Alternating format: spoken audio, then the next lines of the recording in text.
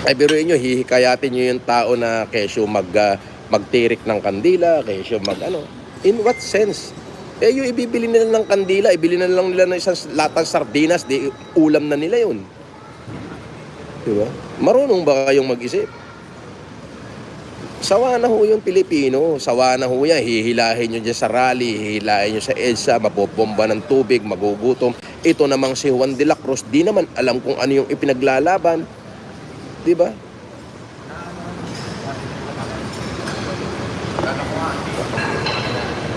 O yan, para sa'yo yan, Harry Roque. Wala nang naniniwala sa'yo, Harry. Oo. Wala ka nga supporter eh. Oo. Alam mo, kaya lang may bumoto sa'yo dahil tumikit ka kay Bongbong noon eh. Nung eleksyon, kaya ka nagkaroon ng boto. Pero kung hindi ka tumikit sa kanya, bokya ka, walang boboto sa'yo yung senador. Ako, wala akong tinikitan. Independent ako, 5 milyon ng boto ko. Yun ang totoong may supporter. Hindi katulad mong bayot ka.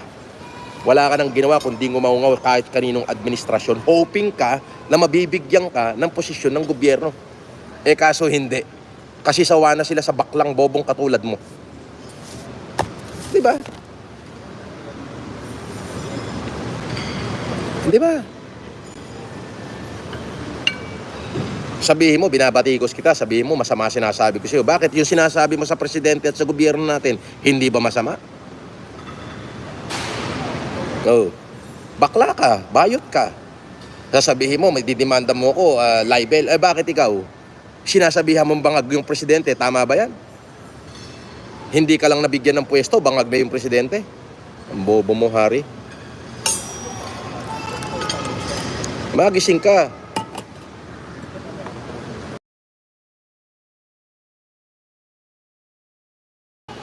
Sabi ni Susie, aloha from Hawaii. Yes. Good morning. Now, meron lang akong topic ngayon. Ayokong sumali sa government issues. Ayoko niyan eh.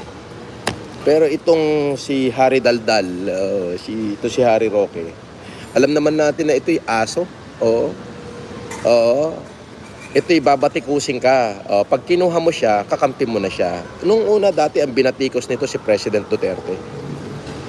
Kinuha siya ni President Duterte, abay, naging tuta na siya ni President Duterte. Ngayon, hindi siya binibigyan ng posisyon ng gobyernong Marcos. Binabatikos niya ngayon ng gobyerno Marcos. Para bigyan siya ng posisyon. Hoy, gonggong, Harry Roque, sawa na sila sa'yo. Isa kang bayot. Isa kang bakla, Harry Roque. Yes. Public opinion, opinion ko to. Alam mo, Harry, sawa na ang Pilipino sa protesta. Sawa na ang Pilipino, mayat maya ngaw-ngaw. Hindi nyo, kailan nyo titigilan ng mamamayang Pilipino na bolahin para isubo dyan sa EDSA? Diba? Na, opinion ko lang to kay Harry Roque. Parehas kaming tumakbong senador nito, parehas kaming talo. Pero hindi naman nakakahiya yung boto ko, 5 milyon. Diba? Wala pa akong kampanya. Siya, halos nagpapakamatay sa pangangampanya. Diba? Wala akong plano sa kahit anong political issue. But it comes to think na, alam mo yun, nakakasawa na. Ang dami kong mga supporter na nagtatanong, are you pro-Marcos or are you anti-Marcos? Are you pro-Duterte or anti-Duterte? No. Both no. I am not pro-administration. No, I am not pro-opposition. The Duterte have been a good friend to me. Yes, especially Esther. Yes. Dinalaw ako niya sa kulungan. Yes.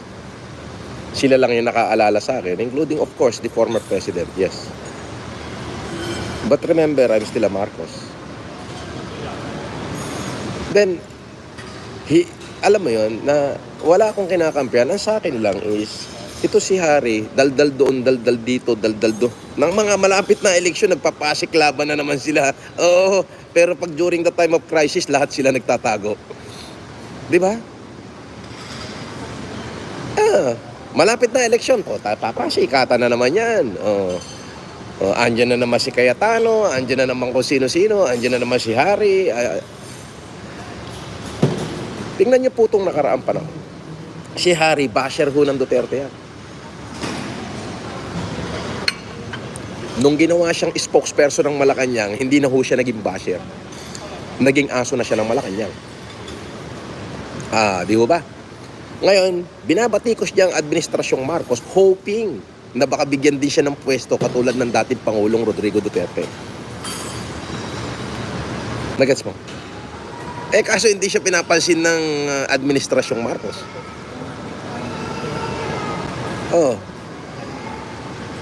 Hindi ba? Alam mo, Hari, sawa na yung tao eh. Hindi ka ba naawa sa mga Pilipino na isusubo nyo sa isang rally kung saan hindi naman alam ng ibang Pilipino kung ano yung pinaglalaban nyo? Wala naman talaga kayong pinaglalaban eh. Ang pinaglalaban nyo yung sariling interest nyo. Boss, boss. Happy birthday. Thank you, boss. Wala naman kayo pinaglalaban kundi sariling interest nyo. Yung sinasabi nyo imimisal tayo ng China, hindi ho yan totoo. Alam ng China sa sarili nila at hindi sila bobo na kapag ginawa nila yon, yun din ang wakas nila. Di ba? Kung talagang ang China ay magmi-missile, putang ina binomba nga ng South Korea yung China ba't di nila nagalaw? Ang China bully lang hanggang sa salita. Hanggat kaya nilang mambubuli yan, pero sa totoo walang bayag yan. Hindi niya kaya magpalipad ng missile, puro testing lang yan. Diyos ko naman, konting analyze at konting dibay-dibay, akala nyo, di ba? Ito namang ibang mga senador, tatakutin pa yung Pilipino dahil ikamang China yung magpapalipad ng missile dito sa atin. Hindi ho totoo yan. Dahil alam ng China kapag ginawa niya yun, wakas na ng mundo. Di ba? Pati ba naman yung issue na yan gagamitin nyo para takutin nyo yung mamamayang Pilipino? Di ba? Tama ba yun? Gagamitin nyo pa yung issue na yan para takutin yung mamamayang Pilipino para magkaroon kayo ng personal gain para maisakatuparan nyo kung ano man yung mga pansariling kapakanan pinaplano ninyo. Maawa na ho kayo. Maawa na kayo sa bayan natin. Di ba? Bakit di na lang tayo pumunta? Hayaan na lang natin ang gobyerno na gawin ng gobyerno kung ano yung nararapat niyang gawin. With regard dyan sa mga Amerikano nagtayo ng mga base dito sa atin, siguro wala ho kong kinalaman yan pero ang alam ko yan ay kasunduan ng gobyerno sa gobyerno. Bakit hindi nyo hayaan na yung gobyerno gawin niya yung gusto niyang gawin? Gawin niya kung ano yung nararapat niyang sa tingin niya ay nakakabuti para sa atin lahat. Di ngayon kung sa tingin nyo yung nakakasama, di hintayin nyo hanggang doon sa matapos yung kanyang termino at wag nyo nang iboto kahit isa man sa salin lahi niya. Di madala na kayo.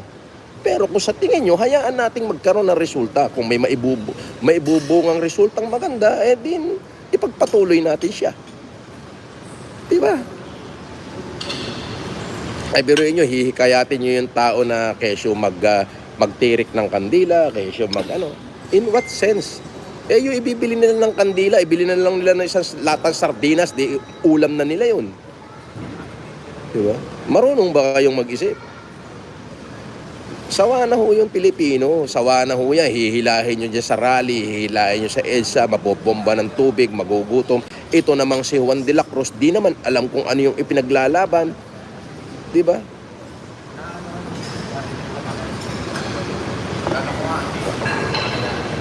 Yan, para sa'yo yan, Hari Roque. Wala nang naniniwala sa'yo, Hari. Oo. Wala kang supporter Alam mo, kaya lang may bumoto sa'yo dahil tumikit ka kay Bongbong noon Nung eleksyon, kaya ka nagkaroon ng boto.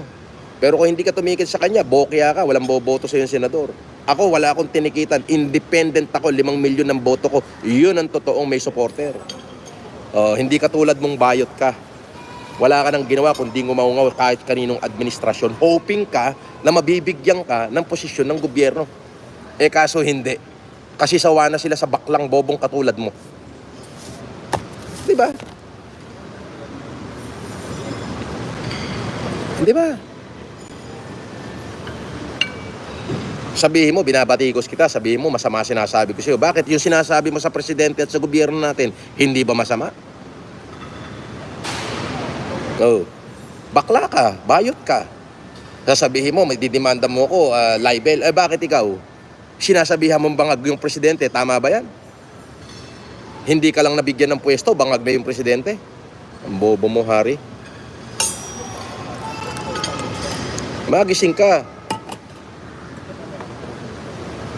Diba?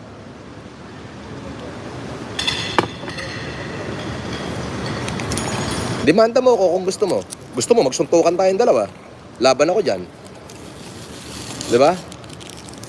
Sanay ako dyan. Baka pag ikaw nakulong, pag tinubig yung puwet mo sa kulungan, hindi mo kaya. Ako, nung nakulong ako nanunubig ng puwet doon. Di ba? For God's sake, binoto ng tao yan. Let the people realizes whom they vote for. Di ba? Let shall be a government. A government choose by the people. Di ba? Hindi yung nandiyan kayo nagngangangaw-ngaw, ito-twist niyo yung utak ng tao, kesyo ganito. For God's sake, for Harry Roque, sumuporta ka naman sa gobyerno nang hindi ka nila binibigyan ng pwesto. Di ba? Style mo, di ba? Binanatan mo na ng Pangulong Duterte. Bakit mo binanatan? Para mabigyan ka ng pwesto. Nung binigyan ka niya ng pwesto, naging tuta ka na. Ngayon, tumakbo ka senador, natalo ka, katikit mo yung presidente, hindi ka binigyan ng pwesto, binash mo, bobo mo, o kinam. Di ba? Oo, tumakbo yan eh. Parehas kami tumakbong senador. Parehas kami talo. Oo.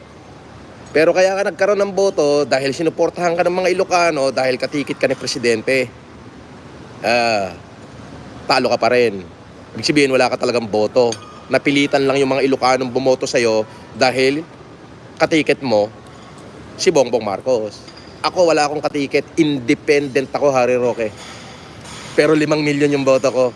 Yun ang may tunay na supporter, gonggong. Diba? Mas marami nga boto ni Roque sa akin. Totoo yan. Pero independent ho ako. At wala akong partido. Si Roque kaya nagkaboto, binoto siya ng 9 milyong Ilocano. Dahil dala siya ni Bongbong.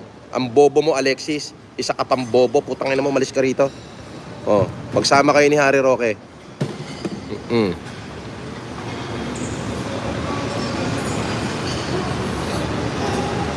Oh, syempre. Di ba? Si Harry Roque binoto ng 8 milyon o 9 milyong Ilocano. 7 milyon, sabihin na natin, na Ilocano dahil dala-dala siya ng kandidatong si Bongbong Marcos. Si presidente. Kung tumakbong independent yan, sa tingin mo may bumoto dyan? Ako independent, wala akong partidong nagkarga sa akin. 5 milyon yung boto ko, Harry. Pwede mong i-check sa Google yan, bobo. Ang sa akin lang, batikos ka ng batikos sa gobyerno. Bakit? For God's sake, ako kahit anong gobyerno, presidente nagdaan, sinuportahan ko yan. Bakit? Karapatan nila. For once and for all, we have to support the government na binoto natin. We choose a government. Suportahan natin. Kahit na sinong presidente maging presidente dyan, kahit si Jose Rizal lang inilagay mo dyan, iluluklok mo tapos babatikusin mo. Paano pa makapagtatrabaho yun? Di naubos ang oras nung kadidepensa sa batikos mo, ang bobo mo. Di ba? Real talk tayo. Ako mula nung lumaya ako, hindi ako nakialam sa politika. Pero since naging politiko ako at naging bahagi ako ng election 2022, ng national election, at may mga taong bumoto sa akin, gusto nilang malaman yung opinion ko ngayon. Hindi po ako maka-Marcos, hindi rin po ako maka-Duterte. Pero tandaan nyo, sinuportahan ko bawat gobyerno nagdaan. Nung panahon ni President Duterte, ako si Francis Leo Marcos. Nung nagkaroon ng pandemic, sinuportahan ko ang Administrasyon Duterte. Nagpapakamatay ho ako para makapagtulong sa ating mga kababayan. Di ba? Bakit ho? Kasi gobyerno natin yan eh. Hindi natin dapat batikusin. Dapat suportahan natin. Di ba? Kung ano man yung problema ng nasa sirkulasyon ng gobyerno, hayaan yung tapusin sila. Tayong mga ordinaryong mamamayan, wag na tayong makisali. Hayaan natin, bigyan natin ng panahon na patunayan ng binoto nating Pangulo kung ano yung kakayahan niyang pamunuan ng ating bansa. Huwag tayong maniwala sa mga black propaganda. Malapit na naman eleksyon eh. Ang dami na naman politikong madaldal eh. Pero subukan mong magkaroon tayo ng crisis ulit. Nasa ang mga yan? Puta, nagtatago sa palda ng nanay nila yung mga yan.